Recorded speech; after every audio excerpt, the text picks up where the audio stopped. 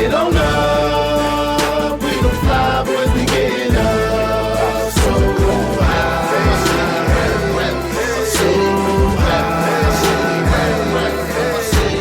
Pilot boys, we get on up. We don't fly boys, we get up. Pilot Boys in the building. Welcome to the Pilot Boys podcast, where you'll get the real on all things sports, music, and pop culture. I am Mecca Don here with my co-host V. Sagittarius season. Today is November 28th, 2019, and this is our special Thanksgiving episode. Thank you guys for tuning in. I know you could be anywhere in the world, but you are here with us. Today's show is going to be hot and contentious. In our Exposing the Farce segment, we will talk about Kanye West and whether or not he's a hustler of the worst kind or is just doing as the Romans do. We get input on Kanye from celebrity personality Van Lathan, talk to him about tabloid journalism, and talk sports and music. We will also speak to former NFL standout Chimdi Chekwa about life after football, it being hard to get respect as an athlete, and his thoughts on the upcoming Ohio State-Michigan game. Let's get into it. Let's go. Our next guest was a standout cornerback for Ohio State before being drafted by the Oakland Raiders and playing several seasons in the NFL. As a senior in college, he was named first-team All-American by the FWAA in College Football News. After his NFL career, he went on to earn his MBA from the University of Miami Business School and now has become a successful entrepreneur, father, and a husband. Let's welcome in Chimdi Chekwa to the Pilot Boys podcast. Woo. What's up? What's up, Chimdi? How are you, man? You were Doing supposed good, man. you were, Doing real spo- good. you were supposed to come to the studio. I know you had to call in. Mecca's mom was going to make some jollof rice and rice and stew. And I'm missing out because of you, man. Yeah, man. I'm out here ripping and running, man. No, it's cool. No, we appreciate you taking out the time to talk to us, man. You have such a great story, and there are a lot of dimensions to you. And I think, a lot of times football players don't necessarily get that respect. I think a lot of times people think they're just one-dimensional and they don't like to dig deeper. And so on this show, obviously we talk to a lot of athletes and we respect that, but we also want to dig deeper and talk to you about other things that you have going on and, the mental aspect of football and life after football. So let's jump right into that if you don't mind. You recently transitioned out of the NFL and into life after football. And I guess my first question to you is, what was that like mentally? Growing up, you were probably always an athlete, and then all of a sudden now you've transitioned to the business world. How did you deal with that mentally? I would say mentally I was good. I think overall, towards the end of my football playing career, or pretty most of my career, mentally I think I was solid, and I tried to make sure I was well balanced outside of sports. Primarily because I knew that the day was going to come when I was no longer going to be an elite athlete or playing football at a high level. So I was kind of prepared for the next step mentally. But I wasn't necessarily prepared for the next step in every other area. It's hard to prepare for it. So I think I was good. I went into it with a good mental focus. I was at peace. I was ready to do whatever was next. But everything else was kind of difficult in terms of just being able to be prepared for what's next. Yeah. And what is next? Give us an idea of what is next. What are the challenges of what's next after you're done playing? Yeah. So for me, I think I always wanted to be an entrepreneur and kind of make my money, create my own schedule, and doing some of the things that I thought, I was interested in. And, that's been a challenge in terms of going from, a guaranteed paycheck that was pretty good, I would add, to trying to start up stuff because, when you do a startup, it's really long term. So for me, there's a couple of business partners started a barbecue restaurant called Pit Barbecue Grill in Columbus. We're working on a second location. I'm also on some real estate properties, some rental properties, like the flips in the Columbus area. But all that stuff is, it's all challenging. It's all different. Also work. So I have a job. Aim Point market research. I do competitive intelligence for them, Right. which a lot of people don't really know what that is. And I'm not necessarily going to spend time explaining it. No, but tell them to go online and research it. Yeah, so balancing all that stuff, and also, trying to replace the income that I was getting before, all that stuff can be a challenge. But, I enjoy it overall. One other question is how do we then prepare the young guys, the guys that are coming up now that are obviously going to be faced with these same kind of challenges, as their career ends? What should be done, and how do we get these messages to these young guys? Because one of the things that I see that's so sad, I see a lot of people who played, and after they play, they have no idea what they're going to do next, and they're scrambling for the next decade trying to figure out what it is to do. How do we help that issue a little bit? Well, I guess the best way to help is for guys like me to go back and tell them, like, this is what the situation is. I mean, it's really hard to prepare for what's next. You spend all your time doing one thing. Yeah. And it's not just because, people always say, football players, they waste their education.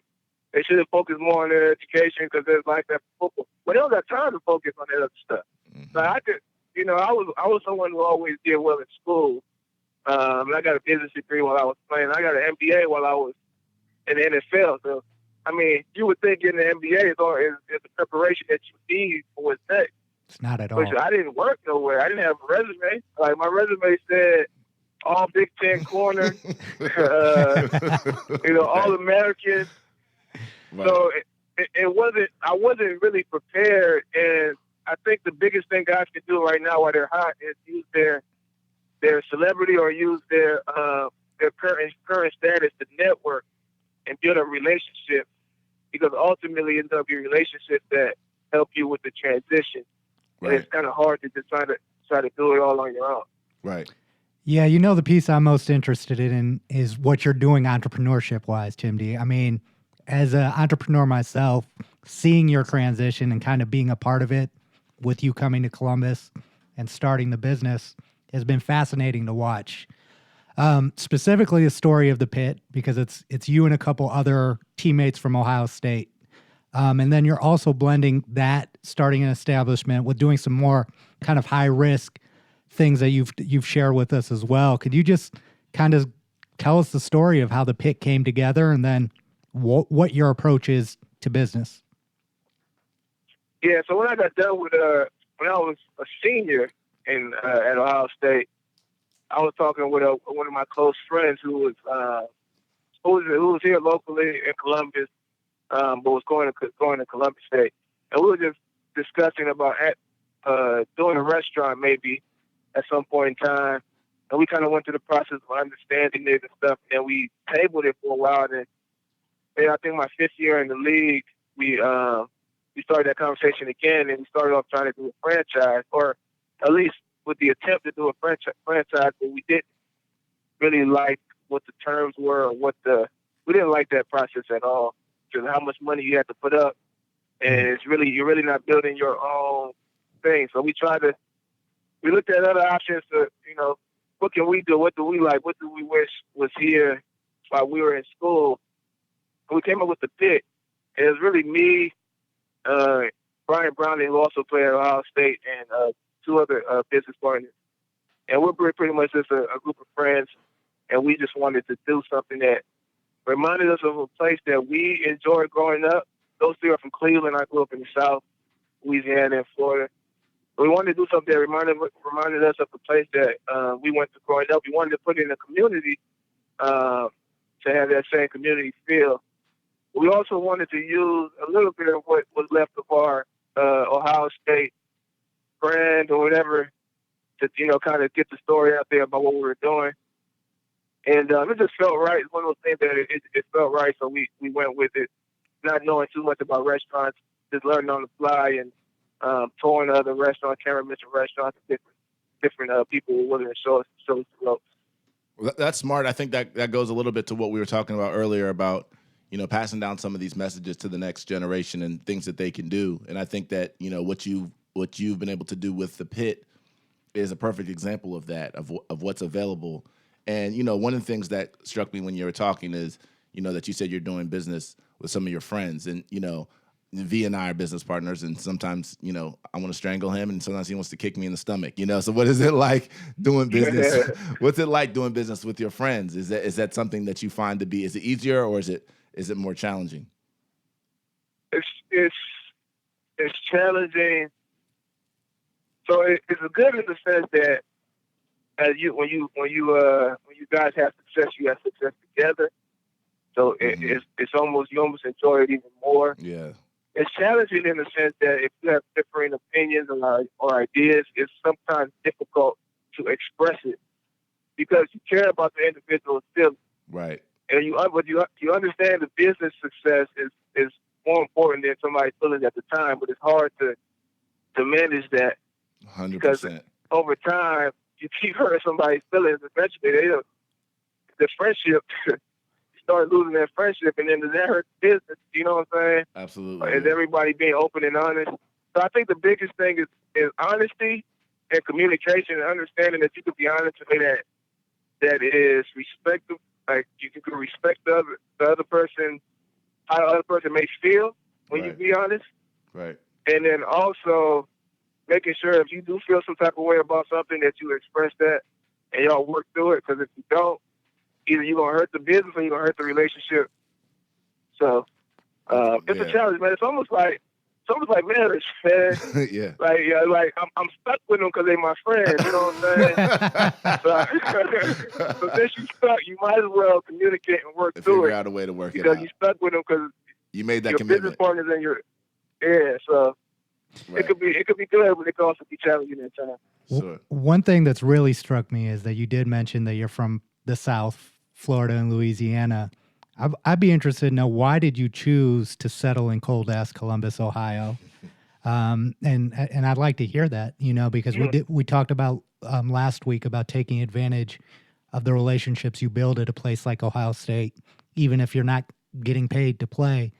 How is that benefiting you? Why Columbus, really? Despite all that, why Columbus? Yes, I'll start by saying this. I got a business degree, and my favorite subject was economics. Mm-hmm. And everybody, if you just understand economics, you understand an economy that's doing well. You can see that Columbus is one of those areas. Like you can see it's a growing city. You compare it to every other Midwest city. I mean, you could just compare it to every other city in Ohio. It might be the only city that's growing every year. And I would assume that most people in Ohio are moving into Columbus. While the other cities are shrinking in population. And now that may change, the city being developed and stuff. But Columbus is a growing city. And I'm comfortable with Columbus in terms of living. I'm a person, I like living in cities. So part of the reason I came to Ohio State, because it wasn't a college town. It felt like a college town, but it was in the city. Right. I went to Clemson. Clemson's not in the city. And I couldn't imagine myself as good as they are, I couldn't imagine myself doing it. So I do like the city of Columbus. I can't appreciate the changing of the season, although I don't like the cold weather. But I can't appreciate the changing of the season. Yeah. And then, obviously, I wanted to start a business, and I thought the best place to start a business was either where I went to high school in Claremont, Florida, which population compared to Columbus is nice and close. Or Columbus, where I played, college football, and I thought it was an opportunity for me to leverage what I built in Columbus and continue on. It also helps that my wife is from Ohio, Right. So her family's nearby too. So Yeah. all that, I took all that stuff into account. Yeah, Columbus is a great city. I was born and raised in Columbus. A lot of people don't know that because I spent so much time in New York. But it offers so many great things. And on this show, though, we obviously want to talk about serious stuff, but we also want to transition into some pop culture stuff as well and get your opinions on that as well. Because I think, and this goes to what I was saying a little bit earlier, is that a lot of times when people look at athletes, they view them as so one-dimensional. Shut up and dribble or whatever. They don't want to hear your opinions on other things, but they don't realize that athletes are also citizens. And not just from a political standpoint, but, they also have opinions on things. So one of the things that we're actually talking about on this show later on today is going to be Kanye West. And it's a very pop culture relevant story. Also, we're going to talk about music a lot on this show. And we know that you're also a very religious person. And I'm not sure if you're aware, but he just basically recently just started a religious entity, actually officially as a 501c3. And I just wanted to get your thoughts on Kanye as it pertains to that, or any general thoughts that you had on Kanye. Yeah. So Kanye is an interesting one, man. I've struggled. So when Kanye first came out, he made the Jesus Walk.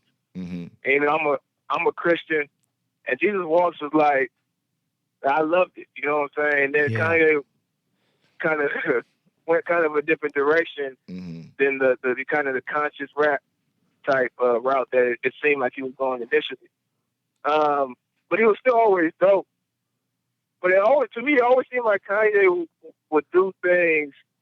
I mean, obviously he's a performer that he's trying to sell, but it almost seemed like he wasn't being true to himself. He was being true to just trying to sell records. So I always looked at his antics as antics for real. Like, Kanye didn't know if he's doing this because he's just trying to. He has an album coming out. Right. Yeah. So when he started with the Sunday service, I'm like, oh, this Kanye again looking at a market niche, saying, figuring that I could tap into this because it's not really tapped into, not at least in this way, not mainstream like this. Right. But that's how I saw it, and he did all this stuff for Trump and stuff, and I was like, man, I'm gonna listen to it, but I'm not gonna like it. So it's almost like, and that's kind of like that age-old thing of like, if you're able to separate kind of the art from the artist, it's a tough thing in a lot of even like the Cosby Show, for example. We all grew up on it, and when it comes on now, I'm like, oh man, I don't know whether I should be watching it or not watching it, and so that's interesting. Yeah, definitely. If you're listening later, check out our conversation on that. And another thing we want to ask too, no one's going to come on this show without answering these next two questions. Any guest that we have on this show is going to have to answer that. And speaking of Kanye and music, we'll start with the music one. First question is if you could give us your 5 favorite music artists of all time. They don't have to be rappers if you listen to rap predominantly. I know you do. But five most influential, either the greatest or 5 most influential artists in your life. Think about it. You don't you don't have to say Macadon. It's okay. This is like crazy hard, man, because it's like people, like individuals that I listened to before, I probably don't listen to now. You know what I'm saying? Right. So it's like at one point they might have been influential, but now I'm like, dang, why was I even listening to that person? Because depending on where I'm at my stage in terms of content, like, I want the content to be good in terms of what the person's talking about as opposed to just how it sounds. Well, you have a daughter now, right? So it's different. Right, I have a daughter now. Yeah. Like my focus is different. So sometimes I hear some stuff that I used to listen to. Don't be scared to say some of those names that you love on this show. Back that ass up. Come on. You love Juve. And I grew up in New Orleans, man. So oh yeah, Lil Wayne is like my all-time favorite artist. Wayne's dope. But I'm trying to change that. You know what I'm saying? But I would have to say Wayne. Mm-hmm. Cause I was listening to Wayne since Wayne was probably like 12 years old when I started listening to him. Right. I was just like a little kid. Yeah.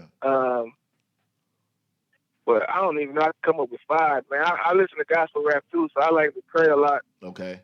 Lecrae's dope. I had a moment where I listened to a lot of Usher and I didn't. You know what I'm saying? So yeah. I'm gonna put Usher up there. Usher deserves to be on the list, man. Yeah. He's talented. Yeah. Usher created many moments for us growing up. Right. Usher was big time. Mm-hmm. And I hate to say it, man. And I have to drop this one, but I'm gonna at least mention it. R. Kelly. Oh! You did it. Right. R. Kelly was one of the top artists. He was, for me growing up. He was. Everything he came out with was classic. Listen, I can't put him in the top 5, but I have to give him he's the most honorable mention. mention. No, I mean from a He said dishonorable mention. strictly from a music standpoint. I mean, come on, like classic after classic. There are times I'm walking around the house and I catch myself singing a song. I'm like, oh shit, I can't sing that song anymore. I better not do that in public, you know. And I hate skipping his songs when they come on a playlist or something. Yeah. But you have to. And then when you listen to some of the, go ahead. Yeah, sometimes I forget that I'm not supposed to be listening to artists. Every time on, I'm stepping in the name of love, and I'm like, oh man, it's chaos, man. I can't. and it's crazy because it's like sometimes not to get too deep into this before you give your fifth person. Don't forget, I know you only said 4, by the way. You hear some of the lyrics and you're like, ooh, was he referring to? Who was he referring to? Yeah. Like I'm not singing that. So I move on from that quickly. Okay, give us your fifth, and then we're gonna jump into one more list, and then we'll get you out of here. I'm gonna say Kirk Franklin, man. Okay. There's a lot of Kirk Franklin growing up, and there was a time back in the day when he was just making classic hits. Yeah. Yeah. I can still go back to those Kirk times. has hits. Kirk has hits. Yeah. And the second question is actually about athletes. Who are the top 5 athletes for you growing up now? Who's had the most influence on you, and who do you appreciate the most? So top 5 athletes. Number 1 is LeBron. Mm-hmm. Like LeBron, ever since he was in high school, he's just different. He's a different cat for real. Yeah. And his focus, his drive, and his ability to continue to improve. That's how I model myself. I want to always improve no matter what I'm doing. I feel like that's kind of what he's always been able to do. So I'll say LeBron 1, Joe Horn, receiver for New Orleans Saints. He's my favorite player for years. My favorite player for years, man. So Joe Horn, Charles Woodson, who I had the honor to play with. He's from that team up north, but cool dude, taught me a lot while I was in the league. He's an Ohio boy, though. Sometimes. He's from Ohio, though. Yeah, and he is from Ohio. Mm-hmm. He used to be my safety, but he used to take off and leave me uncovered over the top a lot. But when he did, he always made the play. So some guys do it and they just leave you high and dry, but he always went and made something happen. So that's crazy. He was just an unbelievable athlete, man. He was older when I played with him, and I was just amazed that he could still move and play like that. Right. 2 more. I'll go up a Saints fan, man. So I'm gonna say Drew Brees. Okay. Drew Brees is probably my top quarterback of all time. Yep. Over Brady. Not because of stats and championships, man. Partly because I was always a fan. Right. Yeah. He was a dog, and he came from the Big Ten too. Mm-hmm. Another Big Ten boy. And then, 5 is Baron Davis, man. Wow. Yeah. Wow. That's a yeah. Baron Davis was my favorite player before LeBron. Baron Davis was my favorite player for a long time. I was a Hornets fan. Before they would get to New Orleans, I was a Hornets fan. One thing I say about Baron, I hope he doesn't get lost in NBA history because he was one of those guys that was just such a dog. But like he battled injuries. He never, I don't even know if he ever played in the finals. So you never, it's one of those guys that could easily get lost. But he was dope. He had like a more controlled Russell Westbrook game. He could do it all. He could attack the rim. Yeah. He could shoot. Like he's a monster. Yeah, and he's small. He was small too, right? Yeah. He was small, and I think he's lost already. When I used to play AAU, like everything I did was like I was trying to be like Baron Davis. Right. Like everything I did, I couldn't. Obviously, I was young. I couldn't yell like he did, but I would try to quick step, beat you off the dribble, use a little body, and get to the rack like Baron, man. Yeah.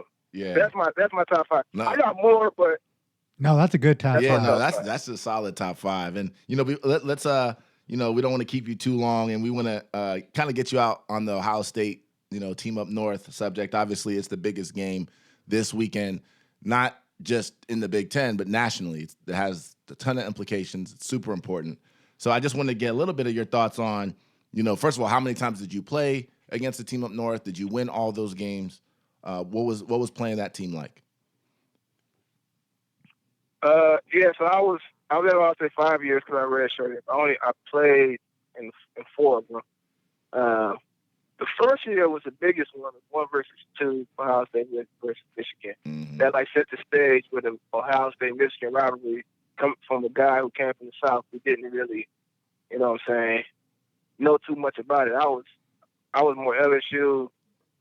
LSU didn't really have a true rival, but it was more LSU Alabama. Right. Where I was.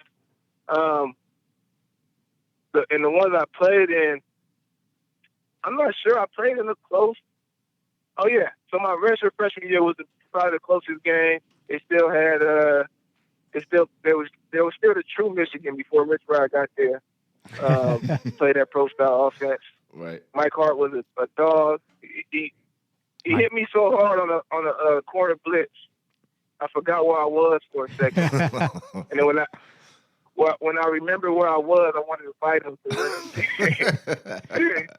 Because not only did he hit me, he stood over me. He was like, "Now get up, get up." Wow. And I was like, "Man, what?" Yeah.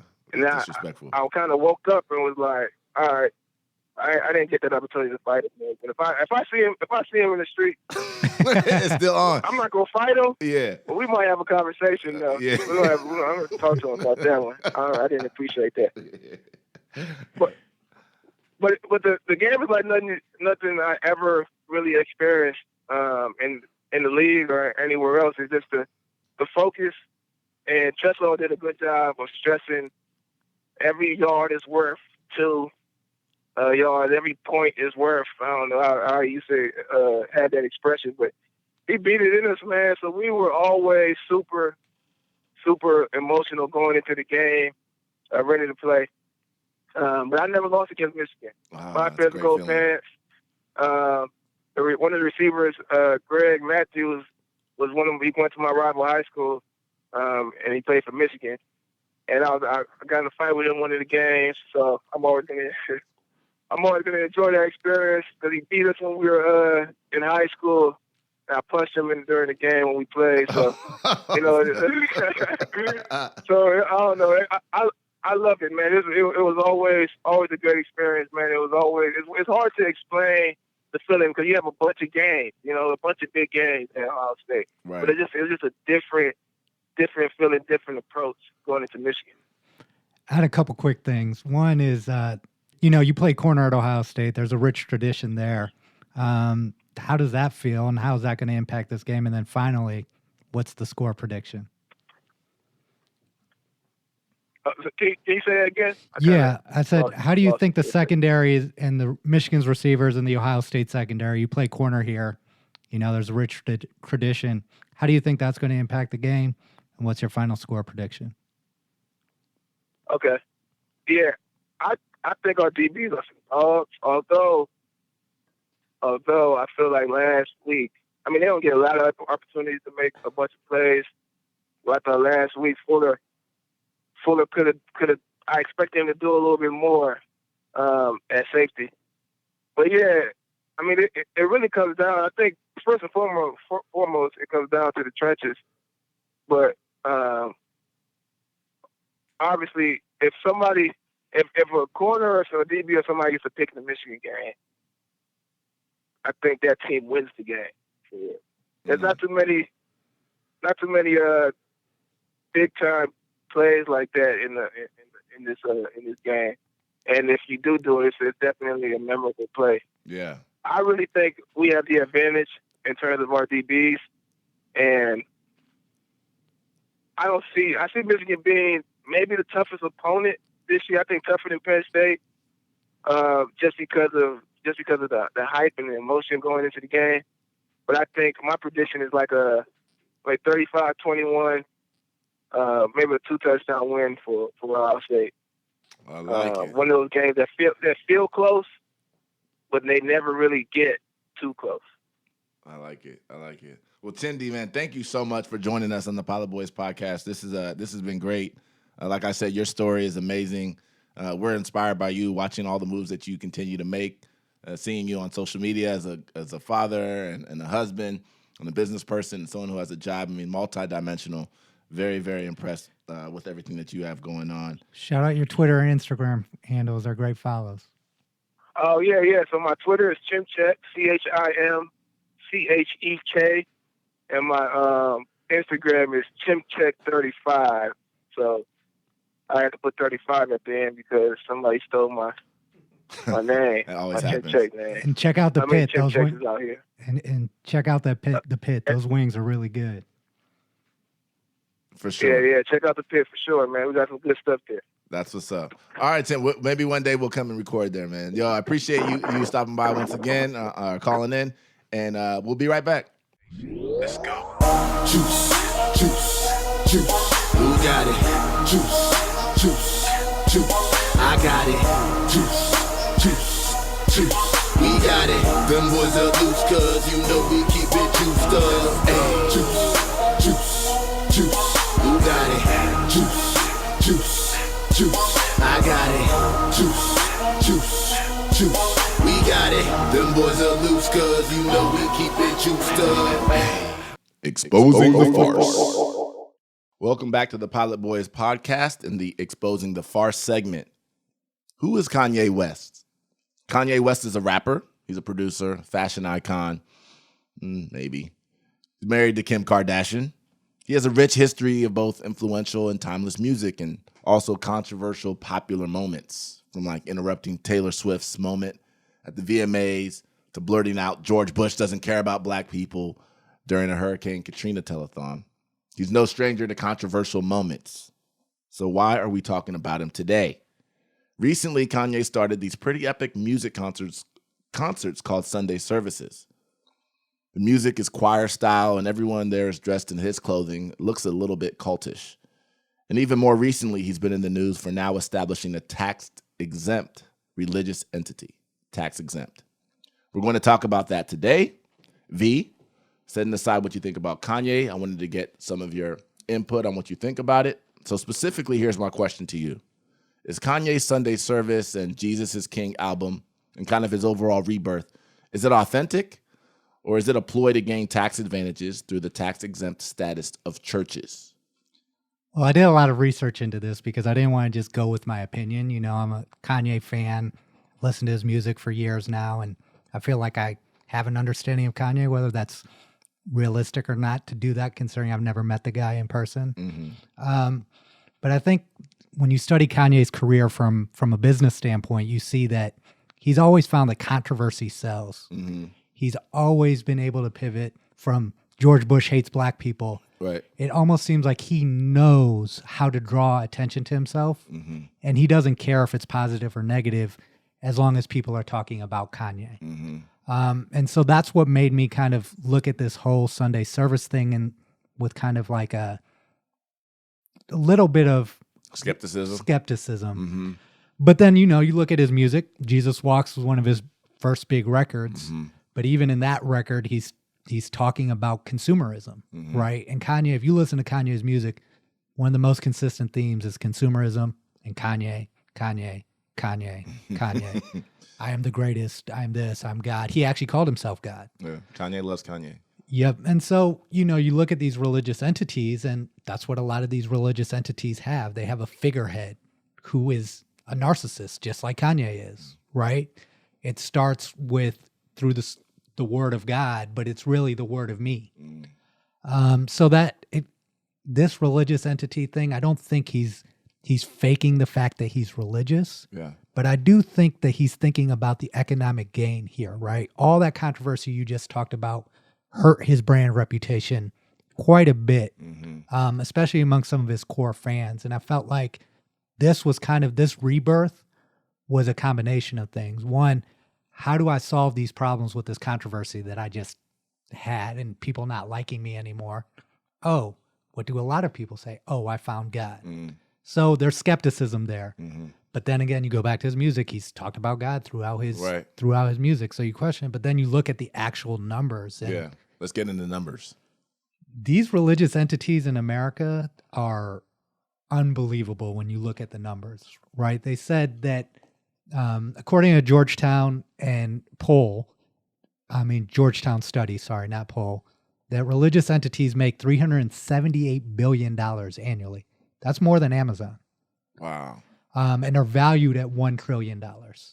Wow. And then the other thing is that they say that there are about $85 billion in missed taxes from religious entities a year, which could solve world hunger. When you say missed taxes, you mean like tax if they weren't tax exempt? If they weren't tax exempt. And I was going to let you talk about the tax exempt. Yeah, it's interesting because, when I went on the IRS website, I'm actually on it right now, and I was looking to see, how do they define the word church, the term church, in the IRS code. And you realize it's kind of a vague definition. It's like a 14-point definition. I'll just read a couple of them. One of them is a distinct legal existence. Another one is a recognized creed and form of worship. Then they have distinct religious history, ordained organization of ordained ministers, regular religious services.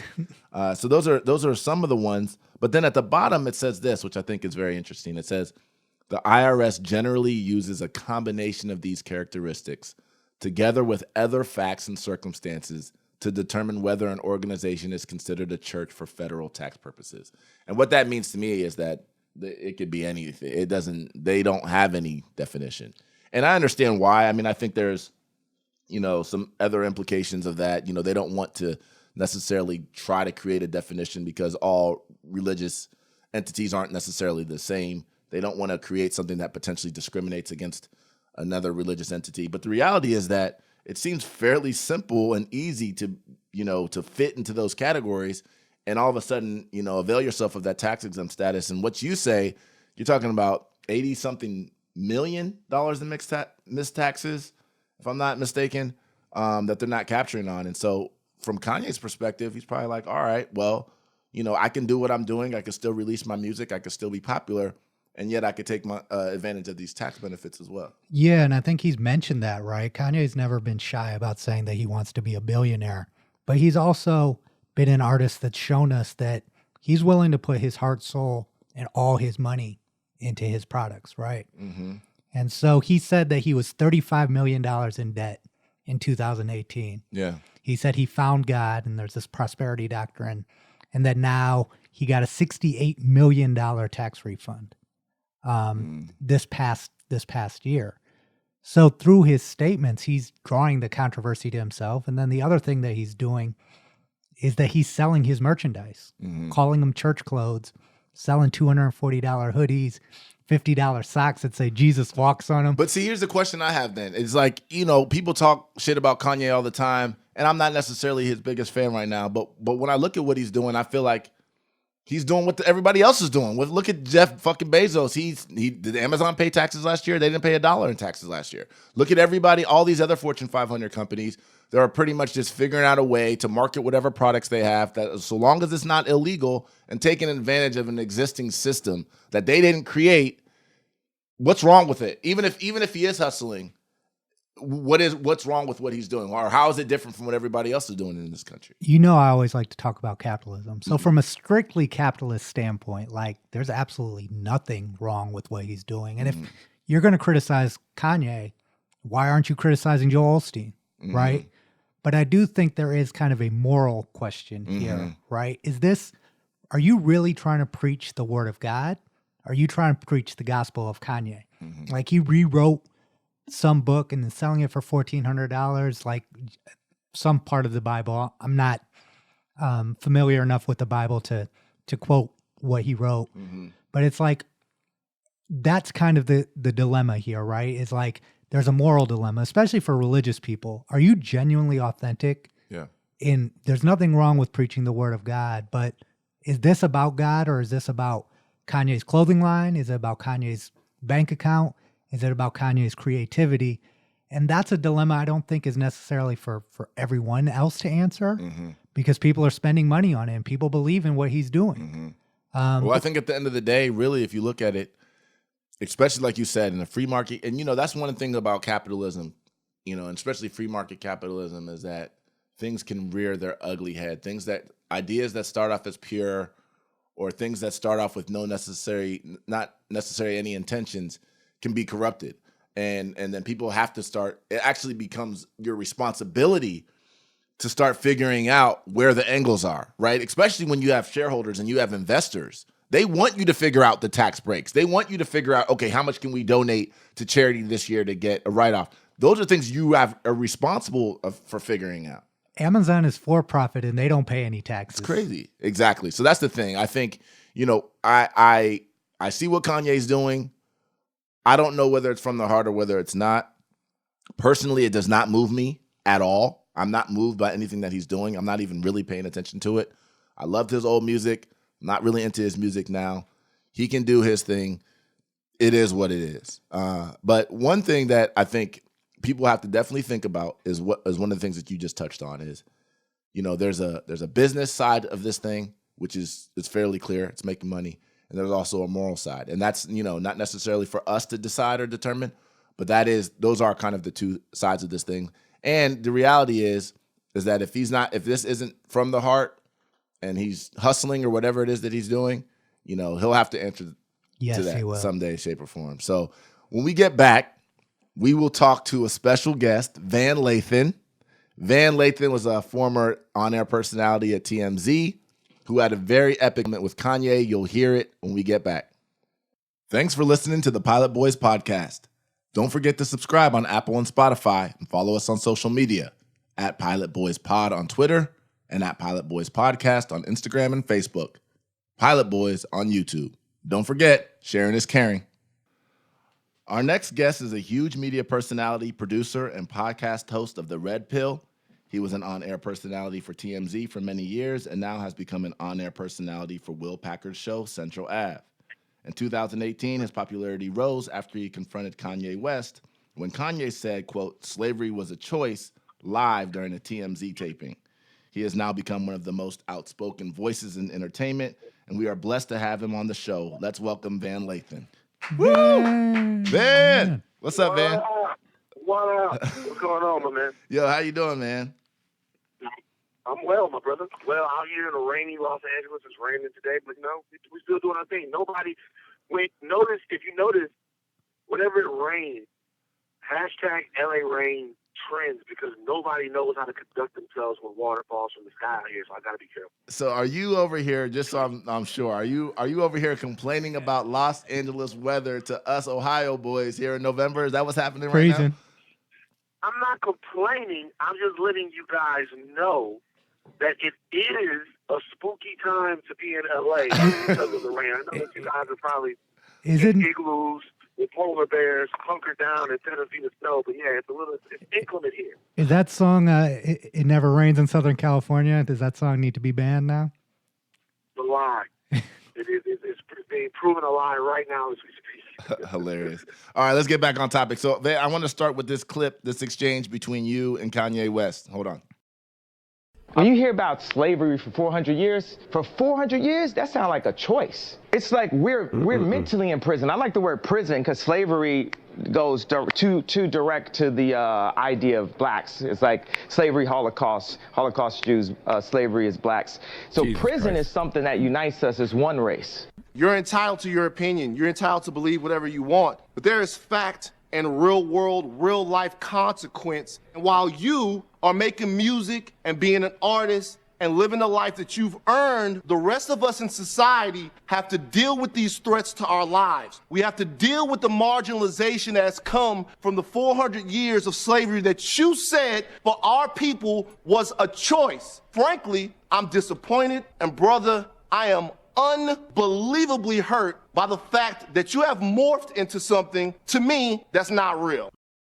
So Van, despite all the great things that you've done, all the great things that you'll ever do, whether you like it or not, you're always going to be tied to Kanye West somehow because of this moment. I mean, that exchange was literally like one of the most epic and viral moments in like the media this last decade. So I just wanted to hear from you a little bit. You just tell us about that exchange, you know, what you were feeling, what the aftermath was like. Talk to us about it. Well, in the moment, I wasn't feeling much other than bewilderment. You know, I think that I wasn't expecting to hear some of the things that I heard coming out of Ye's mouth at that particular point. Mm-hmm. Obviously, everyone that listens to hip hop, and really everyone that listens to music over the last 15 years, has been in some way influenced or intrigued by what goes on with Kanye West.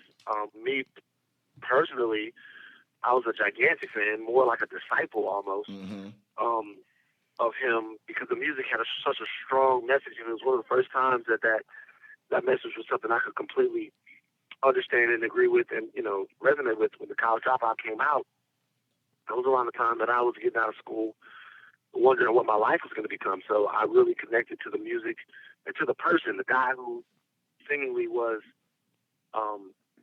this cultural force for good and fairness, and almost, I don't know, artistic revolution. Yeah. There seems to be a lot there.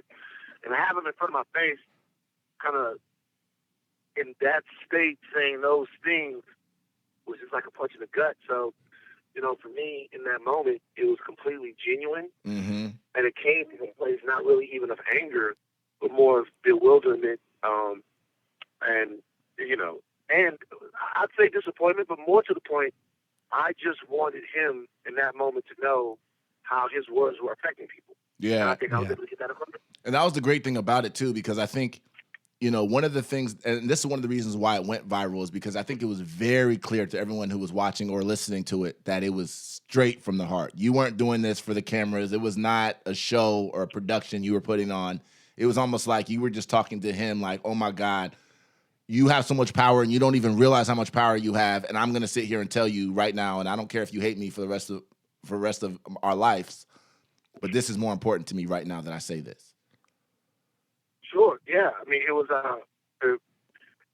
just it's what you would want to. I think a lot of people look at the moment as if they were in that moment. It's what you would want to believe that you would say, right? Right. And I said it in that particular time, in that particular space. Maybe if I was at a different point in my life, either earlier or maybe even later, maybe I wouldn't have reacted, but I'm glad I did then. I'm glad it was something that was able to sort of stick. I don't really actually mind the fact that it's going to be one of the things that I'm most remembered for. Yeah. Or that people mostly associate with me. Nah, you know what I'm saying?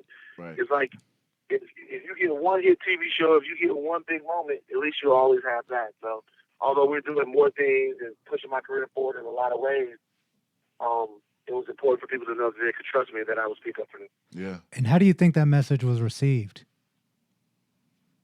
From Ye? Yeah. I think it was received. I know exactly how it was received. Him and I kept in contact for a while. I emailed him sometime after that. I recognized sort of the way of the moment and how his state might have been going into it, and I wanted to make sure that it didn't feel right for me to have some sort of professional come up by calling out another black man. I think that's too obvious. That's too often, should I say, the way that things in America work. They want a public mandingo fight between two brothers, and then the winner gets to reap all the benefits from that, or the perceived winner, because Ye is still winning in life pretty much every way over me. So the perceived winner gets some sort of spoils from that, and that's not what I tend to do. I don't want to make a career and make a living out of cultural discourse with people who look like me. So me and him talked, and we had some discussions. But he is where he is now, and I am where I am now. We're both pushing the culture forward in ways that we think are best. And speaking of where he is now, I want to get your thoughts on Sunday service. You have a chance. You've one of the few people who've really had a chance to interact with Kanye in a real sense. Do you buy it? Do you think it's genuine, or do you think it's just another stunt by Kanye? It's not for me to buy. Everybody has the limits of what they understand, and I was taught very early on in life, that one of the limits that I have in understanding this providence. It's what God does and how God moves. My function as a human being is to submit to the will of God and submit to the grace of God. And I can't really look at anyone else and then intellectually decide how that grace is moving for them. And so for me personally, it looks peculiar like everything else that Ye does look. I mean, he dresses peculiar. The music, even when it first came out, it was, you know, you would say I'm the Gap like Banana Republican Old Navy, because it was Mos Def on the song with Freeway and all of that stuff like that. He's never been conventional in anything that he's ever done. Right. So whereas I would never look at the faith of anybody who was Hindu or Muslim or Buddhist or Jewish and question their motives, I certainly won't question his.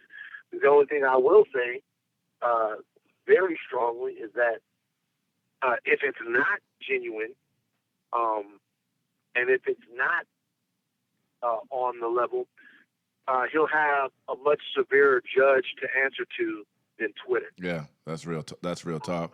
That's real talk. Yeah, so that's all. You know, that's that for me. But listen, if he's found God and whatever people worship, you know, I know there are a lot of differences in that. You know, that's for him. Do you like it? Like, you're a Kanye fan first and foremost. So, do you like the new content? Do you like the transition in the music? I mean, musically, the music that just came out is not for me. I mean, I'm not gonna act like I've been jamming Jesus is King. That's not for me. And it's not necessarily because of the subject matter. I like a lot of rap that has to do with spirituality. I like what Lecrae does. You know what I mean? Even some of the Crit stuff, you know, like well, I guess the Crit is not really there. Crit's more, I wouldn't say that it has to do with any Christianity, but my point is, there are certainly Christian rappers or rappers that are a little bit more spiritually based, music period, that I enjoy. I mean, even Life of Pablo had heavy spiritual influence. Yeah, and of course, chants and all that stuff. All of that, I dig it. This just musically and sonically wasn't really for me. Right. One last question on Kanye, then we'll move on. You know, if you were to encounter him today, you know, and you were able to have a conversation with him, and I'm not saying it would necessarily play out the way the last one played out, but what would you want to say to him, or do you feel like you said everything you needed to say? Now, I don't have anything else I need to get off my chest to him. I would just say the same thing I say to any other brother of mine, which is I hope you're doing great, hope your family's doing great, wish you much success, and prosperity. Like I said everything that I need to say to that brother. You know, his family looks healthy. His business is thriving. As far as I'm concerned, Ye is doing well. The Trump stuff, I don't understand, but that's him. Right. Okay. So let's transition into your work at TMZ. You know, you were at TMZ for a long period of time.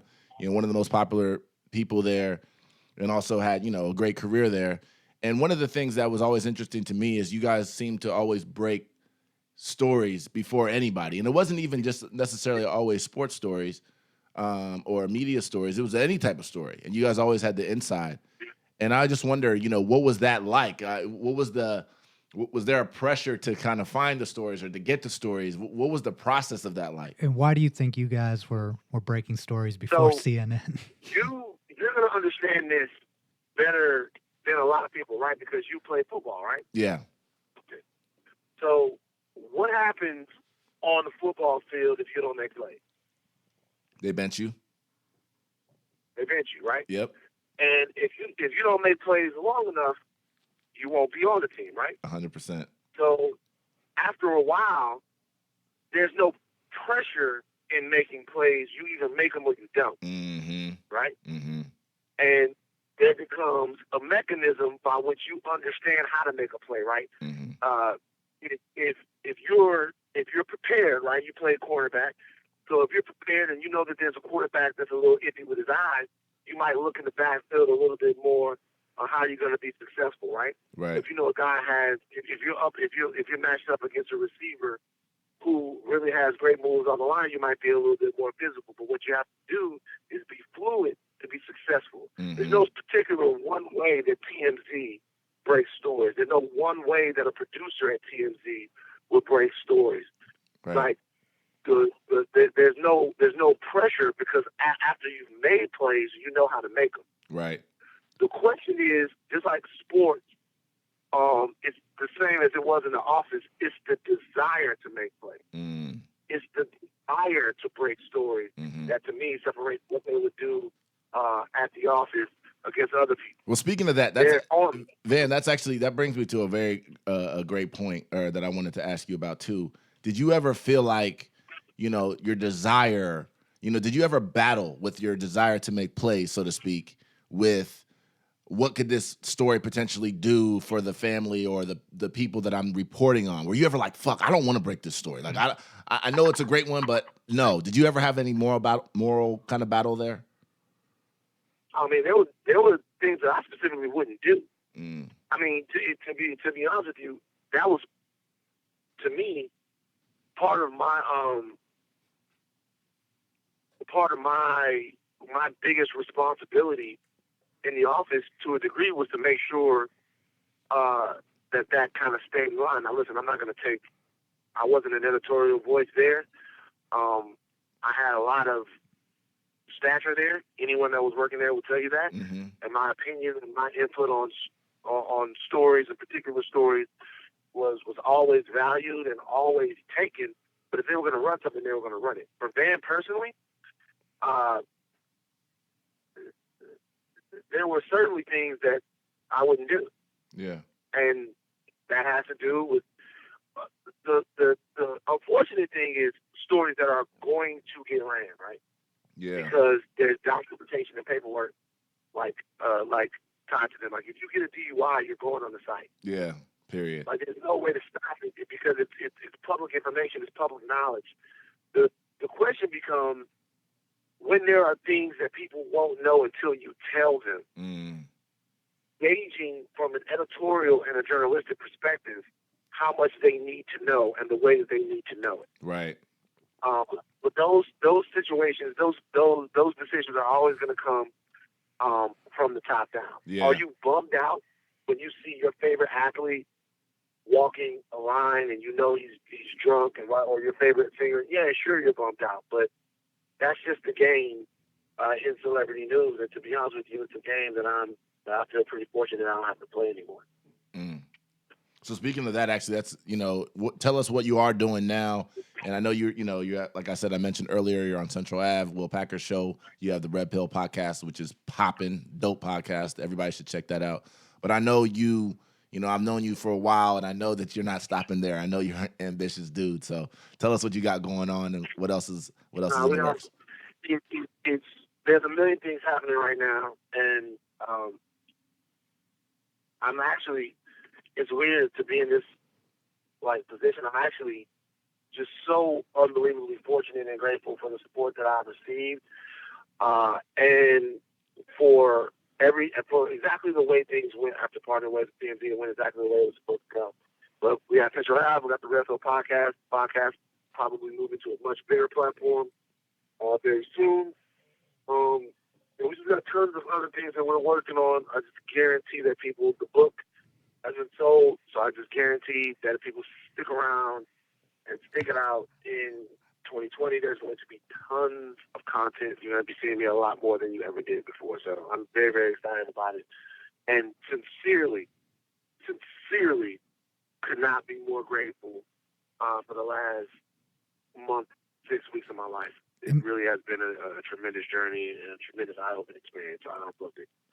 In business, we talk about leverage a lot, and I think you really leveraged your TMZ situation very well and knew what you wanted to do with it.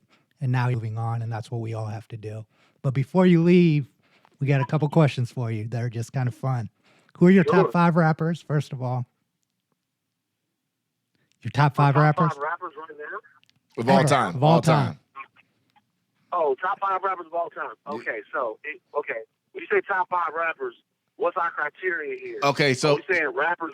Define your criteria while you're going through it. No, or you could say like the top 5 that had the most influence on you. I think that's more important to us, actually. Yeah. Not just like a random list, like the top 5. And it doesn't even have to be just rappers. It could be artists that had the most influence on you in your life. All right, top 5 artists that have had the most influence on me. Okay. So number 1 is Kanye West. Wow. As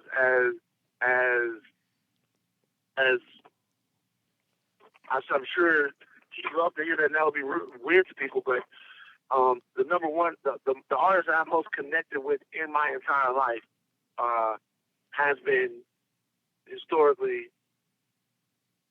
Kanye West. That's just the truth. Now I'm completely disconnected from the experience of Kanye West in the last 5, not even 5, maybe 3 years. Yeah. But it will probably take 10 more years of him being like this to undo all the time throughout my 20s and my early 30s that I was connected to the music. Right. I would say second after that, wow, it's probably Pac. Okay. Pac's big on my and list. I would say Pac just because, I was 16 when Pac passed away. Were you in LA? That entire time, I was living in Louisiana. Okay. That entire time was just, it was an amazing time to watch an artist be that defiant in the face of society. Right. And it sort of recalibrated my mind to what using your voice actually means. Number 3 is, what a tough one, the most influence. Probably Rakim.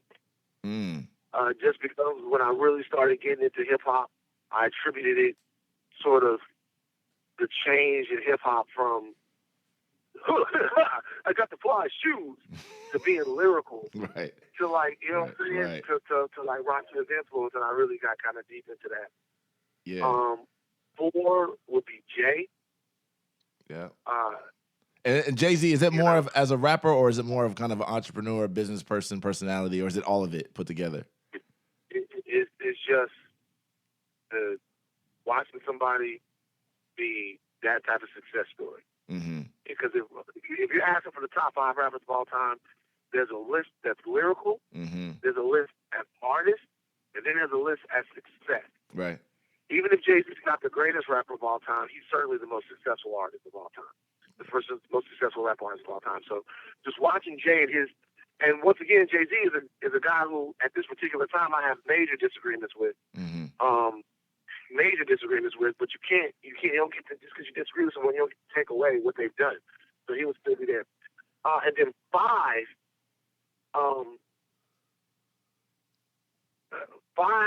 would probably be, and I kept it to rap, because if we go outside of rap, then we're going to be on the phone. Yeah, that's cool. All day long. 5, I'm going to be real with you, man. It's probably Master P. I like that one, man. Well, you're from Louisiana, too. And so, I mean, I'm sure you saw that rise out there and the impact out there also.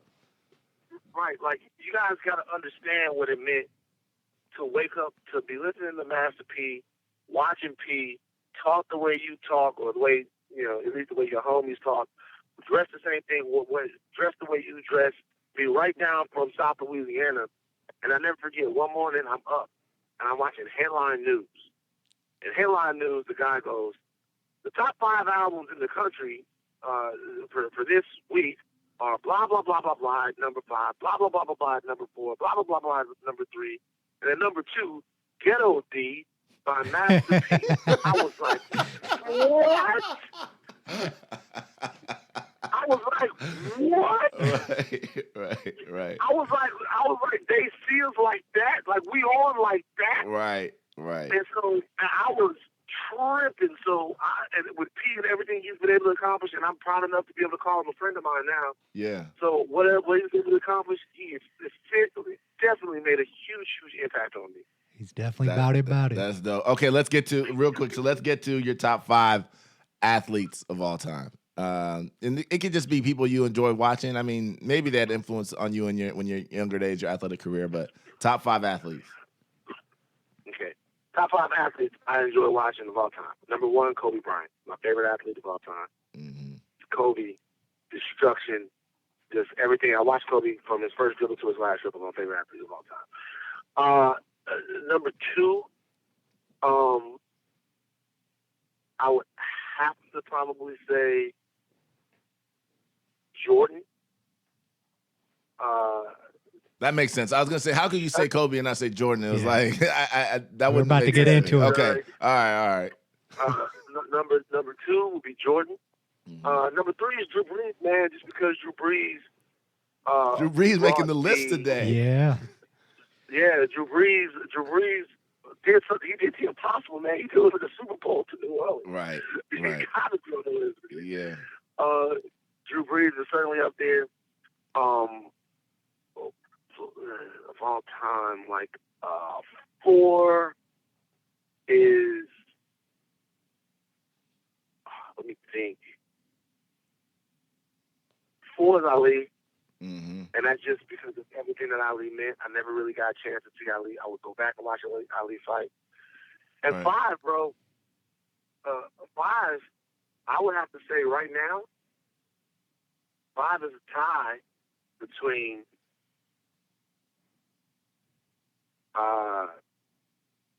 Joe Burrow. Oh snap! We're gonna about to get into that. Yeah. Between Joe Burrow, Tyrann Mathieu, Patrick Peterson. Hold on. You're We got- cheating now. Now you're cheating, bro. Now you're cheating. That's top 92, bro. I asked for top 5. You can't name every player that's ever played for LSU. You're gonna say Jamarcus Russell soon, man. Matt Flynn, Skylar Oh Green. my god. Mark, Oh my god. And let me Marcus guess. Spears, Let me guess. like, all-time advisor. Ed Orgeron, greatest coach of all time, right? Let me guess. No, I mean, no. Listen, I think Coach O, not the greatest coach of all time, but I do think Coach O is really carving himself out a legacy For sure. at LSU. That's like you can't. No one could have written this. Any LSU fan down there right now that tells you that they want Orgeron to be the head coach of the Tigers is lying. Yeah. Yep. Anybody. Yeah. He's a perfect fit though for that program and that culture. Perfect fit. And that's actually perfect segue to our last thing before we get you out of here. You know, obviously you're a big LSU fan. You know, we're huge Ohio State fans. Last night, actually 2 days ago, I keep doing it. The CFP rankings came out, and Ohio State actually jumped LSU. Ohio State's ranked number 1, LSU's ranked number 2. It doesn't necessarily matter that much at the end of the day because if Ohio State wins out and LSU wins out, we all make the college football playoff. But what are your feelings on kind of the college football season, maybe the college football rankings, and how you think things are going to play out this season? Look, I think that there's a lot of business to be taken care of for both Ohio State and LSU before you can start bellyaching about something that really doesn't matter that much right now. Yep. I think it's interesting. I watched and read some things earlier that made me look at it a little bit differently. I think it's interesting to figure out whether or not the College Football Playoff Committee is trying to avoid a situation where there would be a potential LSU-Alabama rematch at number 1 and number 4, if that's something that they're thinking about, or if they're just looking at Ohio State and with the eye test, making the determination that they're a more complete team than LSU is right now. If I'm being an objective college football fan, I know a lot about our particular team, and so I know about some of the guys on the defense that are really banged up, and some of the other positions that we've had, like having Michael Divinity lead the team and not having some of our guys out there. But regardless of that, the defense hadn't played in a way that's been impressive to a lot of people. So because that's the case, any ranking that LSU has right now is actually on the Tigers. We have a home game this weekend against Texas A&M, an opportunity for the defense to go out and prove that they're a top-flight unit in the country and that we're deserving of a number 1 ranking. But it's all going to play out on the field. Right now, it was a weird week to do it, being that the backup quarterback came in at Penn State. Penn State's a good football team. That was a quality win, in my opinion. Yeah. For Ohio State, but I also don't really think that even though the win over Alabama in Tuscaloosa was impressive, it doesn't ensure you goodwill for the rest of the season. You still got to go out there on the field and play. But the team looks great. They're very confident. We should be getting healthier. So whatever the rankings are right now, we'll see what they will be in a couple of weeks. Well, the other thing, too, is if you guys make it to the national championship game, it's actually in the Superdome, I believe, which is crazy because when Ohio State played LSU in the Superdome in the national championship in 2008, it was a disaster. You couldn't hear anything. It was almost like playing a home game. Not making any excuses, but, that's something that you guys could all look forward to. But to be real with you, like, we played Alabama in the Superdome in 2011, and we couldn't advance the ball past the 15. So past the 50. So the players on the field matter. We'll see how it goes. So you guys got a strong team. We got a strong team. There's some other teams out there that I'm sure everybody in South Carolina believes that the real number one team has Trevor Lawrence at quarterback. So we'll see how it goes. Yeah, you've definitely proven that you're a true LSU fan through this conversation. So I just, over the last decade or so, your offense has sucked, and now your defense seems to be struggling. How does it feel to have a real quarterback? It's weird. I mean, I'll be honest with you. Like, it's like when a guy drops back to feel like something good's gonna happen. It's like a weird thing. Yeah. It's like, bro. That's how Browns fans feel. Right, exactly. So when a guy drops back to really have the feeling that something good's gonna come of a drop back, it's weird. And just in the length of time that it happened, the fact that we didn't have even a competent passing offense, and now we have probably the best passing offense in college football. It's just been something remarkable to see. But all the credit goes to Joe Brady. Credit goes to He's a Buckeye. Yeah. We're taking credit for him. Just so you know, we still claim him here in Ohio. So if you guys win, we're getting rings too. I'm gonna be honest with you though. I heard a lot of Ohio State fans tell me that Ohio is taking credit for Joe Burrow's wins, and I'm saying, all right, well then, is Georgia taking credit for the wins that you guys are getting? The problem is that Georgia didn't develop Fields though. That's the only difference. Like Ohio State actually really did develop Joe Burrow, and he's from Ohio, and he claims it. He claims it too. That can't be true because I would say that's definitely not true. The reason why I would say it's not true is, number one, we played Burrow last year. Mm-hmm. So being that we played Burrow for a full season last year, and he was okay. What developed Strong point. was LSU coach Ogeron going to the Saints, getting Joe Brady, him having a year in our No, you guys get some. Listen, of course you get some credit for it, but what I'm saying is the difference is that Joe Burrow honestly was probably going to be the starter at Ohio State before he got hurt. And then him and Haskins, who was a first-round pick, got in a battle that he ended up losing. So it wasn't like we didn't ship him away to keep Fromm. That's a totally different kind of scenario. Georgia kept Fromm. I'm gonna be honest, but the reality is that Justin Fields couldn't beat out Jake Fromm because they weren't developing him. That's what I'm saying. But the reality is that when they recruited him, by the way, if you have to go back and watch how he played there and how they used him, when they recruited him, they expected him to go get the job or at least the challenge for it, and he didn't. Okay, so tell me why is Justin Fields playing the way he's playing now? Why is he playing the way he's playing now? For the same reason that Joe Burrow is. He's got better offensive coaching. Joe Burrow was developed in Baton Rouge. No. Now, I don't know. I mean, that's just a fact. Because the reality is that they've never developed a quarterback ever, but they developed Joe Burrow. Come on, man. But look, here's the deal though.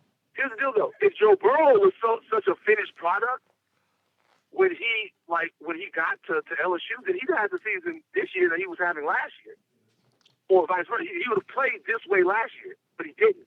No, I mean, he was a first-year starter. He was a first-year starter. No, look, obviously you guys get some credit for it, right? So I'm not. This is tongue-in-cheek. No. They get all. No way. No. Come Hell on, no. man. Your fanhood's coming out. Here's the way it goes. If they don't get all the credit for making him into what he is, right? Because once again, last year I'm not talking about in camp, he was on the field, right? Last year he played terrible at Alabama. The coaches changed the scheme, brought him along, and now he's doing what he's doing.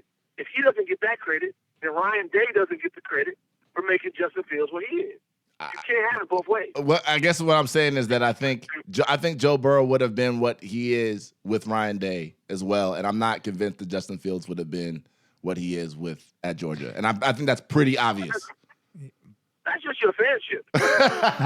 Joe Burrow worked with Ryan Day too. The facts are that he was down there in Georgia, which has the pedestrian passing attack, and he couldn't be out the guy that they had. He went to the portal, came to Ohio State, better scheme, better system. Like, for whatever reason, Burrow couldn't get on the field at Ohio State. They had a first round top 10 draft pick. He came here, played well. You watched him get better last year. If you watched Joe Burrow at the beginning of the season he last definitely year, did. But by the time we got to the Fiesta Bowl, I'm pretty sure, throwing the ball but I think you would agree. well. You would agree with me. I guess the last thing on this, we could go all day. You would agree with me though that if Joe Burrow was able to stay and get developed under Ryan Day, which you've been able to see what Ryan Day is able to do, that he also would have been a beast, right? You agree with that? I don't know. I'm being for real. Okay. That's conjecture. Okay. I go off what actually happened. What actually happened? All right. That's conjecture. Fair enough. And Van, no, seriously, this has been great. This has been fun. Thank you so much for joining us on the Pilot Boys podcast. My brother. Yo, everybody check out the Red Pill podcast. It's one of the most popping podcasts out right now. It's available everywhere. Stay tuned to his social media, which is at Van Lathan, for any updates that he has coming on. Van, we'll talk to you soon, man. Appreciate you, man. All right, peace, guys. All right, thanks. We'll be right back. Let's go. Juice. Who got it? Juice. I got it. Juice. We got it. Them boys are loose, cause you know we keep it juiced up. Hey, juice. Who got it? Juice. I got it. Juice. We got it. Them boys are loose, cause you know we keep it juiced up. Hey. Welcome back to the Pilot Boys podcast. We're here with our resident college football analyst, Zach Smith. Zach is the former wide receivers coach at Ohio State and now podcast host of Menace to Sports. Zach, welcome to the show. Always good to be here. Thanks. What's up, Zach? Nothing, man. Just hanging out. Yeah, thanks for being here, man. Let's jump right into it. The game, right? The game. Yeah, this is the big one. Ohio State versus that team up north. A lot at stake, for both programs. Year after year, it feels like that's always the case. The last regular season game of the year, both teams are ranked. Ohio State's number 1. Michigan is ranked number 13. Growing up, this game always felt like the national championship to me. I was born and raised in Columbus. V, you were in Toledo. I was actually in Toledo, so I was at the border. Yeah. So everyone knows. Half of my school was Michigan fans, and the other half was Ohio State fans. So I would have bets every year, $5 for the Ohio State-Michigan game. When I was growing up, we were losing more than we were winning. Yeah. So I ended up paying a lot of those $5. Yeah. Well, if you've been betting over the last decade or 2 decades, you've been making a lot of money. So, Zach, let's jump right into it, honestly, because, we know a lot about the rivalry. We've seen stories on it. We hear things about it year after year. But one thing you don't really get to get is into the, kind of the depths of it from a coaching perspective, right? Yeah, behind the walls. Yeah, behind the walls. So how do coaches actually prepare during game week? That's question number 1. And then question number 2 is, when does the actual preparation start? We've heard it really is a 365-day thing. Is that true? Yeah, it definitely is. It's definitely a 365-day thing. It's a lifestyle. I mean, not only every game week when you walk down the halls is there a team up north rivalry wall. There's the countdown clock. Like, it's always in your head that it's coming. And you know when it's coming because it's everywhere. Right. But even more importantly, in the offseason, in spring ball, in two-a-days, there's always something every day that is associated with this game. In the offseason, Mickey Marotti will have a finisher at the end of a 2-hour workout. Mickey's the strength and conditioning coach? The strength coach at Ohio State. Okay. He will put him through the team up north period. And that will be just some crazy to exhaustion circuit of abs, push-ups, sit-ups. I mean, just whatever he comes up with.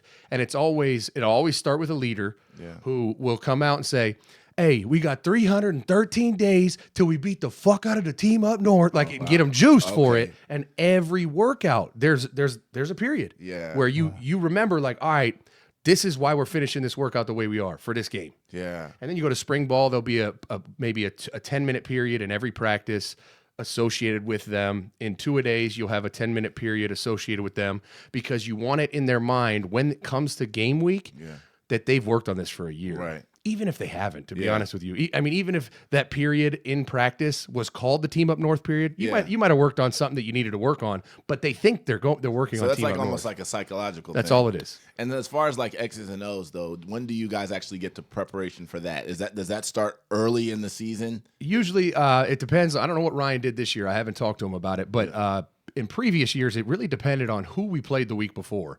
Okay. So this year, certainly not. They had all they could handle with Penn State. Sure. Now, they might have done some summer studies on Michigan, which is we did in the past. Right. And I'm sure Ryan did that, especially Ryan has this rivalry, internal rivalry with Don Brown, the defensive coordinator at the Team Up North. Okay. He was the offensive coordinator at Boston College when Don Brown was the defensive coordinator there. So they went against each other every day. Right. And he used to talk about Don Brown last year all the time about what he would do, what was coming down the road. He was inside his mind. And you saw it in last year's game. He absolutely just ran him off the field. Yeah. So one other question, I guess, like during the week of the game. So like this week, you're in the Woody, which is the practice facility for Ohio State. What is the atmosphere like? It's almost unbearable. The first thing you'll do, you'll walk in the door and the strength and conditioning staff will have some charade set up, something like strength coaches pushing you, like videos playing. Like it's different every year. It's something just to get you riled up, but everything is different about it. I mean, they have Team Up North jerseys on the hallway, walking to the locker room that you walk on, wipe your feet on. Wow. I mean, it's like it's very different. And the biggest difference, I don't know if they've done it this year. I need to ask. I don't know why I haven't asked yet. But Urban used to play LL Cool J's "It's Time for War" on repeat all day. Wow. And it's not bad for the players. They get there an hour before practice. It's not fun. But for the coaches, you're trying to script practice. You're trying to watch film, and all you can hear is LL Cool J. Like it got to the point where I was like, man, I hate LL Cool J. Like I really don't, but you're like, this dude is annoying. Yeah. Because I was actually wondering, like, considering it's been a decade or so since they've beaten us, how do you guys keep these players motivated year to year? The new freshmen coming in, or it seems like it's just ingrained in the program and taught to these kids to hate that Team Up North. Yeah, it definitely is. It definitely is taught. It definitely, they do a great job in training camp of educating young kids, especially kids not from the Midwest or from Ohio, about it. But it doesn't take long. Once the culture's there, I mean, the older players kind of get the younger players to understand what it is. Mm-hmm. And it doesn't matter how you feel about that game until you walk on the field and feel just how different the aura is about it. Yeah. Then it's like, oh, shit, this is not just Michigan State. Like, and as a young kid, you probably go out there, I would imagine, and you think, all right, I know this is a rivalry. And then you get on the field, you're like, whoa, this is way different than I expected. And when you're playing, so Michigan, I think they have the biggest stadium in the country. Right. But for me, it doesn't seem that intimidating of a place to play. It doesn't seem as like the size and the level of intimidation match, right? It doesn't. It's not in my top 10 of stadiums that I've been to as far as hard places to play. It can get relatively loud with that many people. Yeah. But it's an open bowl. It's just not one of the best stadiums. It's really not. I'm not even saying that out of some Ohio State loyalty. It's really not. No, it's just big. Yeah, it's just big. I mean, Wisconsin, Penn State, some of those you're like, oh, that's a real one. Yeah. You go to that one, it's like, it's cool to see. It's big. Right. But it's like, it's not that loud. But that's it. So one other important thing that some people know and some people may not know is that your grandfather is Earl Bruce. Yep. One of the most legendary coaches in Ohio State history. God rest his soul. Yeah, for sure. And I guess having that as part of your family lineage, having not just Ohio State in your blood, but literally one of the most legendary coaches to ever coach at Ohio State. What was that like growing up, and what did he tell you about this game? Yeah, so it's just watching him and his whole experience with Ohio State. I was 3 years old when he got fired, and I think my earliest memory in life was him getting fired and the band coming to his house to show support because they didn't agree with the firing. Right. A lot of people didn't agree with it. Yeah, a lot of people didn't. And I was a 3-year-old. I didn't understand what fired. He's on fire? Like, what are you talking about? Right. Like, I didn't understand the ramifications. But what was really cool to see was that his loyalty to Ohio State never wavered. Mm-hmm. And it was like, it taught me so much about life. Like, this school, shit on him, threw him to the curb, fired him. Everyone else in my family hated Ohio State, but not him. He couldn't. It was just it was in his blood. And this game, I mean, I'm telling you, he was. I mean, a year before he passed away, he struggled to remember things and things. But if you brought up this game, like it was like he lost. He went back in time 20 years and he was younger and he could yell at you and punch you and like get fired up. And it's like, like it was like the one thing. It's like, all right, you want to get a rise out of him, get his heart rate up. Ask him about this game. That's amazing. It was scientific proof that like there was that passion for this game. You know what I mean? Yeah, for sure. Crazy. And then one other thing too, before I know V has some questions about Harbaugh, but I did want to ask, you know, if you have a memory. Favorite memory of this game or something that, you know, has always stood out to you, either when you're coaching or even before you're coaching Ohio State as a fan? Anything that stands out? Well, I guess, oh, God, so many. Yeah, right. My grandfather got inducted into the Hall of Fame at halftime of this game in 2002, which was really cool. Mm-hmm. So I was at that game. I got to see that game. I was at the game the next year when Michigan had Braylon Edwards and Chris Perry and Chad Henne, and they won and they were loaded. That was that game. Yeah, that was cool. It was a cool atmosphere. Obviously the outcome wasn't cool, but right. But I think beating them 6 times was fun. Yeah. I mean, the Curtis jumping into the end zone.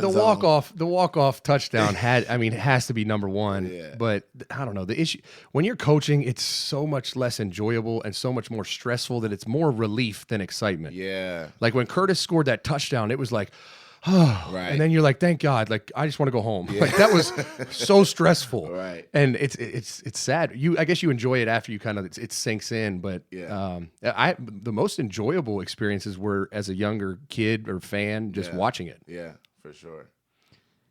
Yeah, so I have a question that I haven't been able to figure out myself is like, what makes Harbaugh a good coach? Like I watch these games and I'm like, he's not very good. Right. You know, especially at coaching the game, right? So what makes him so well regarded? Like he's got this reputation that precedes himself, but I'm not quite sure. I know he's been to a Super Bowl. He had Andrew Luck at Stanford, but what makes him good? I'd like to know. I think it's like you see it a lot in some of these bigger names. I mean, he was a great player at Michigan, played in the NFL. Like he had that name recognition from the jump. His brother's a great football coach. It was a family thing. It was almost like the Mannings to quarterback play is the Harbaughs to coaching. It was just like, but he's a Harbaugh. Right. He's got to be good. Mm-hmm. And he did do some really, really good things at Stanford, and he did have a great quarterback to help him do those. And he was successful in the NFL. I mean, he had a good resume. He had success other places, but I just can't get over 2 things, really. The fact that since he's been at Michigan, they've struggled on offense every year, and they keep firing coordinators, bringing in coordinators, and it's always the coordinators. And it's like the real problem here is there's one underlying problem, and it's the head coach. And he just won't get out of his own way. And I think that one of the biggest things about Harbaugh, and I talked about it in preseason, is I watched it happen with Urban. You are this offensive guy that knows a lot about offensive football. You become a head coach. You're so successful, kind of off the heels of your offense. And then you're doing so much CEO work as the head coach that you kind of fall out of touch with football. And Urban did a great job after the Ed Warner, Tim Beck debacle of bringing in Ryan Day, bringing in Kevin Wilson and saying, all right, bro, I'm out. Like I clearly, the game has kind of passed me by. You guys got it. Harbaugh has never done that. Yeah, that ego gets in the way of a lot of coaches. It does. And I think he tried to do it with this guy, Josh Gaddis, but it didn't go well for the first 4 games. And so now he's right back in the middle of it. And it's like, So I think that's one of his problems. And the other problem, he's just weird. I mean, like the weirdest dude. And I don't feel him in my entire time where he was at Michigan. I never felt them in recruiting ever. Yeah. On a Michigan kid, maybe on an Ohio kid at like one of the typical schools that Northern sends. school, Or like there's a couple schools that just have a pipeline to Michigan a little bit. Yeah. But I didn't recruit any of those schools, like down in South Florida, Virginia Beach, you name it, nationally, Texas. I never once was like, oh, it's us in Michigan for this receiver. Never. I can't name. The only one I ever recruited against them on was Donovan Peoples-Jones. Yeah. You talk about fighting with both hands behind your back. Right. From Detroit. Both parents are Michigan grads. Like, what do you mean? Like, that How wasn't you a going real The fact that you even got in that fight shows you The fact that we were in the finals. Right. Like, man, that was a great job. Right. So Yeah.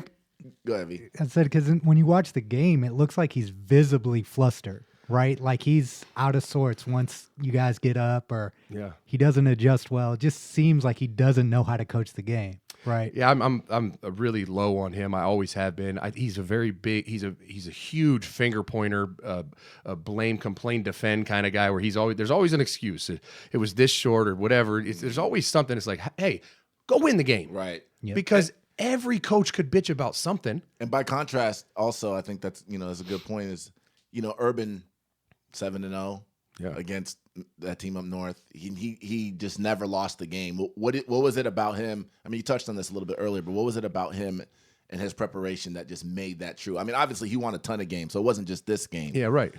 But it seems like there was an extra focus that he had when it came to this game. Yeah, it's so he was. I can give you a little historical background on it. He always made a big deal about rivalry games at every other stop, solely because of his, I guess his growing up around this game. He knew that it was supposed to be important. And you go to Florida, there's 3 rivals. They're not really rivalries. It's like, okay, Tennessee, Georgia, Florida State. You can't have 3. It's not possible. Right. But he was phenomenal in all of them, all the rivalry games. And then when he got to Ohio State, it was like, all right, now it's going to crank up a little bit because this is the game that made him that way. And I think it was mostly, I listened to James Laurinaitis talk about it on the radio today, actually coming here. And he even said it, and I agree with him 100%. It was almost like this absolute sickness. Like he was terrified to feel that feeling of losing to them and what it would mean, like having to deal with that, especially for like a whole calendar year. Yeah. And it was like this almost fear of, I don't ever want to feel that way. And so it was everything he could possibly do to win it. Well, it's crazy because, Ohio State fans are crazy, Michigan fans are crazy, but like losing that game, you have to deal with. It's not just you losing as a coach and it's a blemish on your resume and what it means for the season and whether you go to the Big Ten championship. All that stuff is true, but it's also like you're carrying the burden of millions of people on your shoulders who like really, really care. Like really care. Yeah, like really care. Like, it's not normal how much people care about this game. Really not. Yeah, so that's gotta be crazy. So before we go though, I do want to jump into a little bit of the X's and O's. How we think this game is going to play out because Michigan. Despite the problems that they had earlier in the season, they look a lot better now than they did before. Yeah, for sure. They rank 4th in yards allowed per game. They're 3rd in yards per play. They're tied for 10th nationally with only 16.2 points allowed a game. So their defense is obviously very solid. Yeah, it'll be the best defense they've played. For sure. So how do you think this game plays out? What are the keys to the game? The keys to the game are what they didn't do on Saturday is just protect the ball. Yeah. I mean, Justin Fields has done a great job in the throw game. I mean, 1 interception on the year is unheard of. Sick. And even in the game Saturday, he fumbled the ball 3 times, lost 2. But in the throw game, they had 2 drops. I think his adjusted completion percentage was like 84%. Like just threw the ball lights out. They didn't throw it a ton. Right. But my biggest concern for Ohio State, and especially after watching last week's game, is both tackles. I think both tackles are a liability right now, and I think Michigan and Don Brown are going to find every which way possible to go after them. In the run game or the pass game? In the pass game. Okay. I think Ohio State will be able to run the football to an extent. Okay. You get inflated stats from last week's game. They ran the ball 61 times. JK ran the ball 36 times, which the most he's ever run the ball was 24 before that. Well, he might have to do that again because I heard their weather might be bad. Absolutely. Yeah. And so that's a matter of – and so did JK run the ball that well? Kind of. I mean, he didn't play outstanding. He didn't run the ball outstanding. The run game wasn't that great. It was more like stats by volume, which that's fine as long as you get the job done. But just turning the ball over. Right. And then it's going to be all about we're going to get to see finally if Jeff Okudah is the best corner in the country. And they're going to test Damon Arnett too. Yeah. Because they have some big, tall receivers that if they can find a way to pass pro and Shea Patterson just plays average or a little above average and gives those kids a chance at some balls, you're going to find out how good the secondary really is. Yeah. And our D-line, Ohio State's D-line. Yeah. Our D-line is, they put pressure on Shea. I think he can make a lot of mistakes. And then also, that frees up the cornerbacks a little bit as well. No doubt. And that's going to be the issue in any game the rest of the year, and it has been all year, is how do you handle Chase Young? And then even more so, like when they get in 3rd down and Barron Browning's on the other side, it's like, that's a freak of nature too, by the way. People don't want to talk about it. Yeah. That kid is an absolute, people aren't supposed to be built like that. Yeah. You know what I mean? And then, I mean, I could go on forever. Jayshawn Cornell inside has been ridiculous. Yeah. Tyreek Smith really hasn't played well of late. He's going to need to play well. And then the young kid, Zach Harrison's, the D-line's loaded. Yeah. What do you think about the linebackers and the linebacker I think play? they're playing better than I thought they could. I think Tufts played decent. Pete Warner, people gave Pete Warner all kinds of crap from last week because he gave up 6 catches, but Penn State targeted Pete Warner. But it's like 40 yards or 47 yards. Yeah, that was their whole game plan was to go after Pete Warner with their tight end, and he locked it down. I mean, he played phenomenal, but whatever. You get that with analysts sometimes. Yeah. But I think they played really well, and Barron has really turned it on. And Malik Harrison is he's another one. Stud. Yeah. He's another one that's like, how are you that big and run that? Like, it's not normal. It's not normal. Yeah. I guess one more question, actually, before we go. I just thought of something, too. Yeah. Ohio State, the new college football rankings came out last night. Ohio State is ranked. They came out Tuesday. Yeah. Ohio State's ranked number 1. Yep. It's a little surprising, not because I don't think that they should be ranked there, but because the committee kind of, has been on LSU and the SEC. But to me, that showed a lot of like non-bias, like the fact that they put Ohio State at number 1, and it showed a lot of respect rather, and to the Big Ten, the fact that they beat Penn State despite not looking their best. It seems as though if they run the table, they'll probably end up being 1 at the end of this thing too. Yeah, I don't think. If they just win these next 2 games, I don't see how you unseat them. I mean, I don't see LSU having a win that's going to vault them over Ohio State. And I don't know if people really think about how critical that is. Huge. You don't want to play LSU or Clemson in the first round. You don't. And I don't care who gets in at 4. It should be Utah unless Utah loses. Right. And then if Georgia beats LSU, then it's a crapshoot underneath. But you don't want to play either of them. Yeah. And if you can get that first round, it'll still be a really good team, the best team they've played.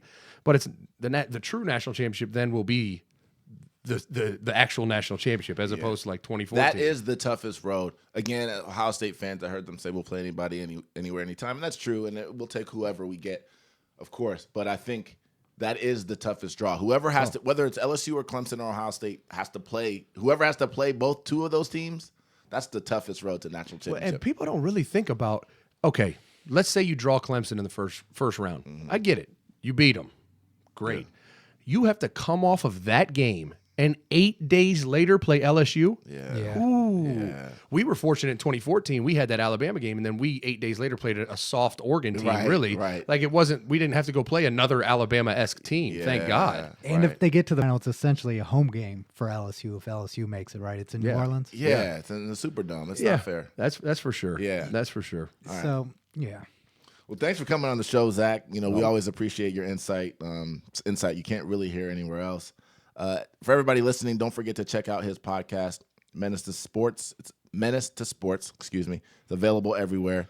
And hit us up on Twitter at PilotBoysPod. Let us know what you think about the game. Tell us about your experiences with it. If you don't care about it, tell us you don't give a fuck about it. That's cool, too. That's all we have for today's show. Big thanks to our guests, Chimdi Chekwa and Van Lathan. Thanks to everybody for listening. Don't forget, sharing is caring. Subscribe to the Pilot Boys Podcast on Apple, Spotify, and YouTube. And please follow us on social media at Pilot Boys Pod on Twitter and at Pilot Boys Podcast on Instagram and Facebook. Always remember, be you. You is fly. Pilot Boys out! Pilot Boys at?